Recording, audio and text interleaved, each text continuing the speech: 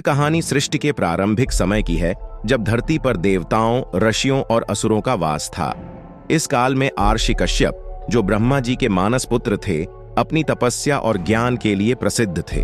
उन्होंने देवताओं और असुरों के बीच संतुलन बनाए रखने के लिए कई महत्वपूर्ण कार्य किए। उनकी 2 पत्नियां थीं, कद्रु और विनता। इन्हीं दोनों के कारण आज गरुड़ और सर्पों के बीच अनंत शत्रुता का बीज बोया गया। ऋषि कश्यप अपनी तपस्या के बाद जब घर लौटे तो उनकी पत्नियां कद्रु और विनता ने उनकी सेवा में कोई कसर नहीं छोड़ी। वे दोनों ही अपने पतियों से अत्यधिक प्रेम करती थीं और उनसे कुछ मांगना चाहती थीं।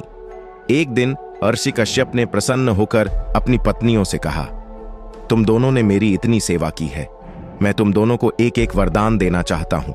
तुम जो भी मांगोगी वह तुम्हें मिलेगा। कद्रु ने सबसे पहले कहा, महाराज, मुझे ऐसे पुत्र चाहिए जो संसार के सबसे अधिक जहरीले और शक्तिशाली हों। वे इतने बलशाली हों कि कोई भी उनका सामना न कर सके। ऋषि कश्यप ने उसे तथास्तु कहा। इसके बाद विनता ने कहा, स्वामी, मुझे केवल 2 पुत्र चाहिए, लेकिन वे इतने शक्तिशाली और तेजस्वी हों कि वे पूरी सृष्टि में अद्वितीय हों। ऋषि कश्यप ने विनता को भी तथास्तु कहकर आशीर्वाद दिया। पुत्रों का जन्म। कद्रु के गर्भ से सर्पों का जन्म हुआ। वे हजारों की संख्या में थे और उनकी देह में अत्यधिक विष था। वे सभी अत्यंत क्रूर और घातक थे। दूसरी ओर विनता के गर्भ से केवल 2 पुत्र पैदा हुए, अरुण और गरुड़। अरुण सूर्य देव के सारथी बने और गरुड़ को अपने पंखों के साथ आकाश में विचरण करने का वरदान मिला। गरुड़ अत्यंत शक्तिशाली और तेजस्वी थे। उनकी शक्ति इतनी थी कि वे किसी भी असुर या दैत्य को परास्त कर सकते थे। गरुड़ ने अपनी शक्ति के कारण देवताओं के बीच भी एक विशेष स्थान प्राप्त किया। एक दिन कद्रु और विनता ने आकाश में उड़ते हुए इंद्रदेव के सफेद घोड़े उच्चैश्रवा को देखा। कद्रु ने कहा, यह घोड़ा पूरी तरह से सफेद है, लेकिन इसकी पूंछ काले रंग की है। विनता ने इसका विरोध किया और कहा, यह घोड़ा पूरी तरह से सफेद है। कद्रु ने विनता से शर्त लगाई कि यदि घोड़े की पूंछ काली निकली तो विनता को उसके सेवक बनना होगा। कद्रु ने छल का सहारा लिया।